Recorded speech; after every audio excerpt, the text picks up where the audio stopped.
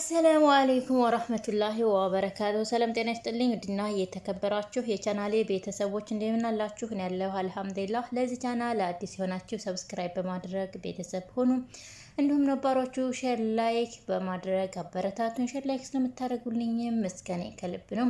ዛሬም በአዲስ ቪዲዮ ተመልሼ መጥቻለሁ። የህይወት መንገድ የተሰኘው ፕሮግራም ከቀን ወደ ቀን እያጓጓን መጥቷል። እንግዲህ የሳሮን መጨረሻ የሁላችንም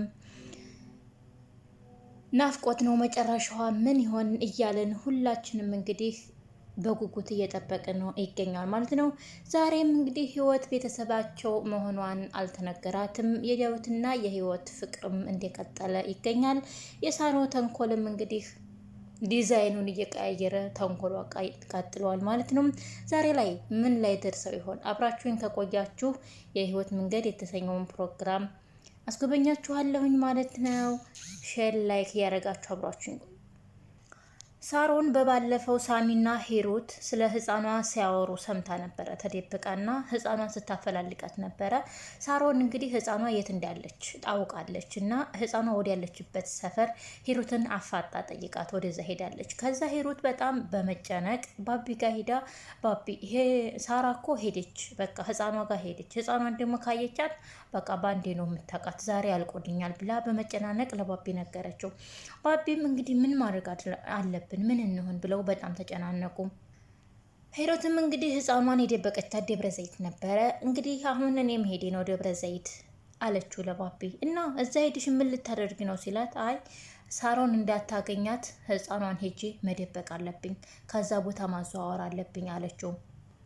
ሂሩት ግን እርግጠኛ ነሽ እንደዚህ ነው የምትይው? እርግጠኛ ነሽ ሄደሽ አሁን ህፃኗን ለማሸሽ ወስነሻ ሲላት፣ አዎ በቃ ሌላ አማራጭ የለኝም፣ ለምን አሰማኝም እንዴ ለምን አታምነኝም እንዴ ስትለው፣ አይ በቃ እኔም አብሬሽ እመጣለሁኝ ብቻሽንማ አልልክሽ አልፈልግም አላት።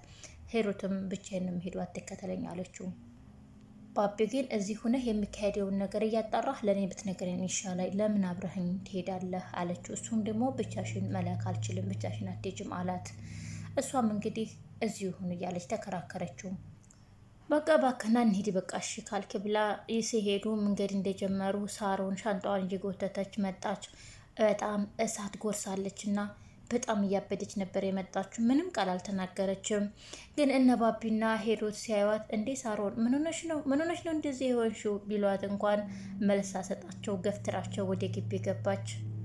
እንዴ ምን ሆና ነው ተባባሉ ራስ በራሳቸው። ነትም ምንድነው ምን አውቃለሁ ነው እየጠየኩ ትጠይቀኛለህ እንዴ ስትለው፣ መቼም በዚህ ሰዓት አሁን ደብረ ዘይት ድርሳ መጣም አለ ባቢም። እናም በቃ ቤት ሄደን የተፈጠረውን ነገር ማጣራት አለብን አለች ሂሩት። ልክ እንደ እብድ እያረጋት ወደ ቤት ስትገባ ከኋላ እነ ሂሩትም ተከትለዋት ነበረና፣ እንዴ ሳሮን ደብረ ዘይት ደርሰሽ ተመለሽ እንዴ ሲላት፣ ጥላቶቼ በዝተዋል፣ መንገድ ላይ አግተው ወደ ደብረ ዘይት እንዳልሄድ መለሱኝ አለች። እንዴ እነማን ናቸው ደግሞ አንቺን የሚያግቱሽና የሚመልሱሽ አላት። ምን አውቃለሁ ታዲያ፣ ወይ አብረውኝ የሚሰሩ ሰዎች ከነሱ አንደኛው ይሆናል፣ ሌላ ማን ሊያግተኝ ይችላል አለች ሳሮንም። ዳዊትም እንዴት ነው ሳሮን አንቺ ሳታይ ማን እንደሆነ ሳታረጋግጪ በሰው መፍረድ ግን ትንሽ አይከብድም አላት።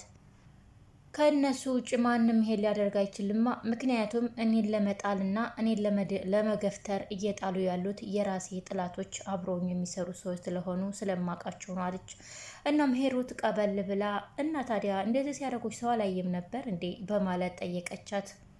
እነማን እንደሆኑ እንኳን መልካቸውን አላሳዩኝም፣ ብቻ አፍነው መኪናቸው ውስጥ አስገብተውኝ አፍነውኝ እዚህ በር ድረስ ይዘውኝ ነው የመጡት። እዚህ ጋር ሰፈር ጋር ሲደርሱ አውርደው ጣሉኝ አለች ሳሮን። እንግዲህ እውነቷን ይሁን ውሸቷን ምን ይታወቃል። ለራሷ ተንኮለኛ ስለሆነች ተንኮል ፈጥራ ማውራትም ትችልበታለች። የወጣላት አስመሳይ ሴት ናት።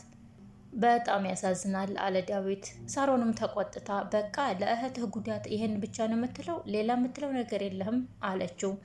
ዳዊትም ታዲያ ሌላ ምን ይባላል? መቼም ሰፈሩ ያው ሁሉም አጋች ነው፣ ሌላ ምን ልልሽ ይችላለሁ አላት። ዋናው ቁም ነገሩ አንቺ በሰላም ወደ ቤትሽ መመለስሽ እንጂ ማናገተሽ ማለቀቀሽ ለኛ ምንም ትርጉም የለውም ሲላት፣ ይኸውልህ አሁን እንደምንም ብዬ ደብረ ዘይት መግባት አለብኝ፣ በጣም ባለትልቅ ጉዳይ ነኝ አለች። ሳሮንም ጉዳዩዋ ምን መሰላችሁ? የህይወትን ልጅ እዛ እንደሆነች ስላረጋገጠች እሷን ለማምጣት ነበረ። እኔ የምልሽ ሳሮን ግን ከአንቺ ህይወት ይበልጣል እንደ የደብረ ዘይቱ ስራ ብላ ሄሮት ስትጠይቃት፣ ይሄውልሽ ሄሮት አንቺ በማያገባሽ አትግቢ። ይሄ በጣም የትልቁ የህይወቴ ጉዳይ ነው እና በጣም አስፈላጊ ስራ ነው። ግዴታ ደብረ ዘይት መሄድ ያለብኝ አለች። እንደዚህ አስፈራርተውሽ እንደዚህ አግተውሽ ይሄን ያክል ለህይወትሽ አሰግቶሽ ካለ አንቺ ደብረ ዘይት ያለሁ ማለት የለብሽም። በቃ እንደዚህ ሆነሽም አልክሽም ሲላት ዳዊትም እሷም አንተ ባልከው ወይም እናንተ በወሰናችሁልኝ አይደለም እሄዳለሁ ብላ ሻንጣዋን ጎትታ ወጣች። ባቢም እዚህ ላይ ይሄ ዳዊት ግን እንደዚህ ካደረጉ ለህይወቷ በጣም ጥሩ አይደለም። ስለዚህ አሁንም ድጋሜ ሊያግቷት ይችላሉ ሲለው ለዳዊት ያን ያክል አይደለም እባክህ ስታካብድ ነው አለው። እና ሄሮትም እንግዲህ እኔ ግን ባለመሄዷ በጣም ደስ ብሎኛል አለች። ዳዊትም ለምን አላት ኮስተር ብሎ። አይ በቃ አይደል በመመለሷ ብቻ ደስተኛ ነኝ አለችው። ሳሮን እንግዲህ በመቅረቷ በጣም ተናዳ ቤት ለቤት እየተንጎራደደች ሳለ ህይወት መቼም ሁሌም የማትመከር ልጅ ናትና ውሃ ይዛ መታ እንቺ ይህንን መድኃኒቱ ሰጂ ያረጋጋሻል ብላ ለሳሮን ስትሰጣት፣ እኔ እኮ የሚገርመኝ አንቺ ድፍረትሽ ነው፣ በጣም እኮ ነው ድፍረትሽ፣ በጣም ይገርመኛል አለች። ሳሮንም ማን ነው ውሃ ስጭኛለሽ፣ ማን ነው መድኃኒት ስጭኛለሽ ብላ ስትጮህባት፣ አይ እንዲያረጋጋሽ ብዬ እኮ ነው፣ ለአንቺ ብዬ ነው አለች። ህይወትም ውሃውን መልሰው ስትሄድ ነይ ነይ ነይ ብላ እንደውም መጠጣት እፈልጋለሁ ብላ ፊቷ ላይ ውሃውን ረጨችባት። ወይ ሳሮን እኔ ላይሽ አልፈልግም ከአይኔ ላይ ጥፊ ብላ ውሃውን ከፊቷ ላይ ተረጨችባት። በኋላ አባረረቻት። ወይ ህይወት የዝህን ያክል እያሰቃየቻት የዝህናችን እንኳ እየገፋቻት በጣም የምትገርም ልጅ ናት ህይወት ማለት። ከዛ እንግዲህ ህይወት እያለቀሰች ወደ ሳሎን ስትመጣ ባቢን አገኘችው። ባቢ ገባኝ በቃ ሳሮን ናት አይደል እንደዚህ ያደረገችሽ ሲላት ከዛ በጣም ተናዳለች። ግን ምኑና እንደሆነ አላውቅም አለች። ህይወትም ወይኔ ህይወት በጣም ታናድጃለሽም ትግርሚያለሽም። በቃ እንደዚህ እያመናጨቀችሽ እንደዚህ እያደረገችሽ ራሱን ለምንድን ነው ከሷ ማትረቂው አለና ባቢ በጣም ተናደደባት። ሳሮን እኮ የኔ ባለውለታዬ ናት እና በቃ ምንም ብታረገኝ እሷ ነች እላታለሁ አለች። ህይወት በጣም ምስኪን ስለሆነች የሳሮን ተንኮል አልታያትም። የድሮ ደግነቷን ነው እያስታወሰች አሁንም እየተጎዳች ያለችው። ሳሮን ግን ብትችል ህይወትን እስከ መጨረሻው ማስወገድ ትፈልጋለች። ሞክራም ነበረ። ምክንያቱም ባለፈው አግታት በጣም ብዙ ነገር አድርሳባታል። ልጇን ራሱ እስካሁን በናፍቆት እንድትንገበገብ ያደረገቻት እሷ ራሷ ናት።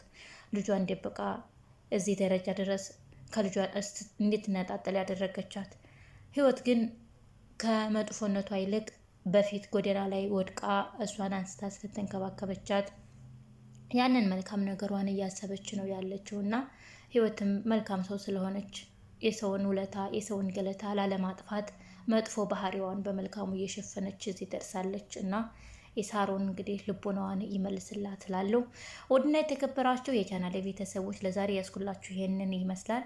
ለቻናሌ አዲስ የሆናችሁ ሰብስክራይብ ያደረጋችሁ ቤተሰብ ሆኑ፣ ነባሮችም ሼር ላይክ አድርጉ። እንግዲህ ያው ከዩቲዩብ ጠፋ እያልኩ ነው፣ አልመቻች እያለ ነው። ኢንሻአላህ አልጠፋም፣ በተለያዩ ቪዲዮዎች እመጣላችኋለሁ። አብራችሁ ስለሆናችሁ ከልብ አመሰግናለሁ። ወዳችኋለሁ፣ አከብራችኋለሁ።